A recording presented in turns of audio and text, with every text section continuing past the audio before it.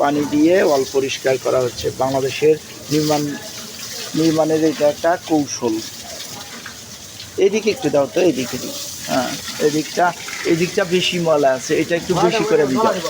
হ্যাঁ,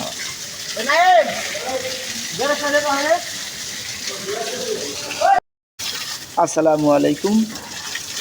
যারা আমার মতো আগে বাড়ি তৈরি করে ফেলছেন, গাঁথনি করে ফেলছেন, প্লাস্টার করতে 1 বছর অথবা 6 মাস দেরি হচ্ছে, তারা কিন্তু কখনো এই ওয়াশ না করে, দেওয়াল পরিষ্কার না করে প্লাস্টার করবেন না। তাহলে খুব দ্রুত লোন আসবে এবং বিল্ডিং ক্ষতিগ্রস্ত হবে। এই যে আমরা দেখেন কত সুন্দর করে একদম পরিষ্কার পানি দিয়ে, সাবমার্সিবলের পানি দিয়ে, যে পানিতে কোনো ধরনের লোনা, কোনো ধরনের খারাপ কেমিক্যাল নাই, সেই পানি দিয়ে আমরা এটা ওয়াশ করে নিচ্ছি।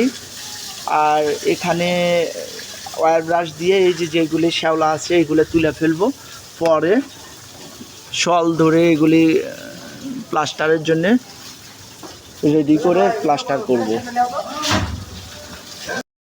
আসসালামু আলাইকুম। মাকামকুঞ্জ ভবনের 4 তলা উত্তর সাইটের ফ্লোর ক্লিন করা হচ্ছে। দেওয়াল প্লাস্টারের আগে ধুয়া মোছা ঠিক করা হচ্ছে। উত্তর পাশে সমস্ত অংশটাই এরকম ওয়াশ করা হবে। আর এই যে আমি এই দিক দিয়ে দেখাচ্ছি, এই দিক এখন ওই সাইডটা ওয়াশ করছে, এই সাইডটাও এখন ওয়াশ করা হবে। আপনারা যারা ভবনের কাজ করাবেন প্লাস্টারের আগে, অবশ্যই ভবন দেওয়াল আগে প্লাস্টার করা থাকলে এরকম ওয়্যার ব্রাশ দিয়ে ঘষে পরিষ্কার করে নেবেন, চকচকা করে নেবেন।